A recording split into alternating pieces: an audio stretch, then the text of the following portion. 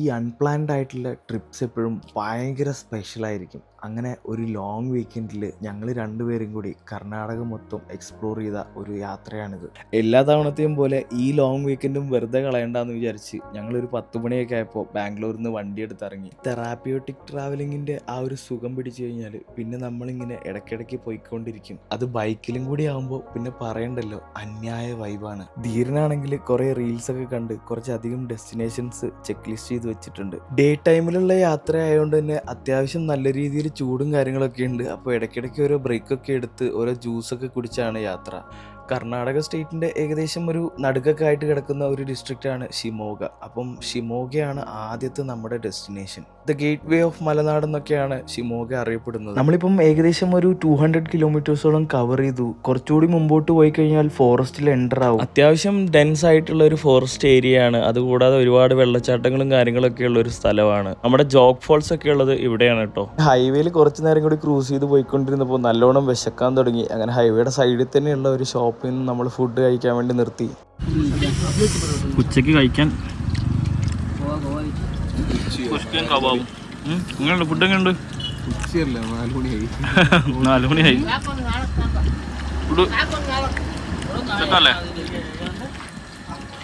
അങ്ങനെ ഭക്ഷണമൊക്കെ കഴിച്ച് വീണ്ടും ഞങ്ങൾ യാത്ര തുടർന്നു. കുറച്ചുകൂടി മുമ്പോട്ട് പോയപ്പോൾ നമ്മുടെ കാട് കിടക്കുന്നതിന് മുന്നേ കാടിനോട് ചേർന്ന് കിടക്കുന്ന ഗ്രാമങ്ങളൊക്കെ തെളിഞ്ഞു വരാനായിട്ട് തുടങ്ങി.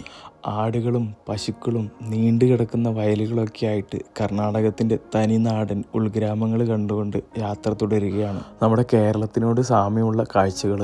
അങ്ങനെ പോയിക്കൊണ്ടിരിക്കുമ്പോഴാണ് മനസ്സിനെയും ശരീരത്തിനെയൊക്കെ നല്ല രീതിയിൽ തണുപ്പിക്കുന്ന ചെറിയൊരു ചാറ്റൽ മഴയൊക്കെ പെയ്തു തുടങ്ങിയത്. ഒരുപാട് വണ്ടികളുടെ തിരക്കോ ആൾക്കൂട്ടങ്ങളോ ഒന്നുമില്ലാതെ സമാധാനം നിറഞ്ഞ വഴി ഇങ്ങനെ നീണ്ടു കിടക്കുകയാണ്. ശരിക്കും ഇത് നമ്മുടെ വയനാട് പോലത്തെ ഒരു സ്ഥലമാണ്. മിക്കപ്പോഴും മഴയും കാര്യങ്ങളൊക്കെ ഇവിടെ ഉണ്ടാവാറുണ്ടെന്നാണ് ഇവിടുത്തെ ആളുകൾ പറഞ്ഞത്.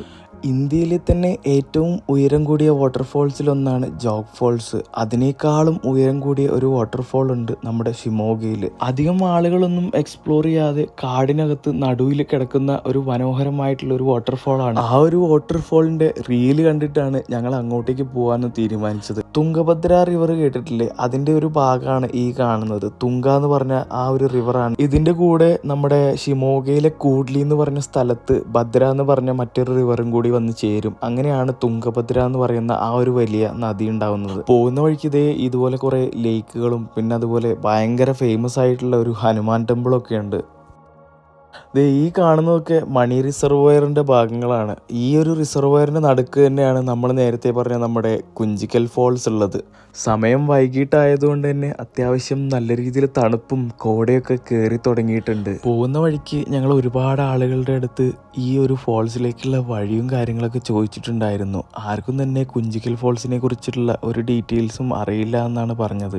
അങ്ങനെ നെറ്റ്വർക്ക് കിട്ടുന്ന ഒരു ജംഗ്ഷനിൽ നിന്ന് ഗൂഗിൾ മാപ്പൊക്കെ സെറ്റാക്കി അതിൻ്റെ സഹായത്തോടു കൂടിയാണ് ഈ പോയിക്കൊണ്ടിരിക്കുന്നത്. അങ്ങനെ ഭയങ്കരമായിട്ട് ഒറ്റപ്പെട്ട് കിടക്കുന്ന ഈ ഒരു കാട് വഴി കയറി നമ്മൾ കുറേ ദൂരം മുമ്പോട്ടേക്ക് പോയി. അവസാനം നമ്മുടെ ഗൂഗിൾ മാപ്പ് പറഞ്ഞ ആ ഒരു ഡെസ്റ്റിനേഷനിൽ നമ്മൾ എത്തിച്ചേർന്നു.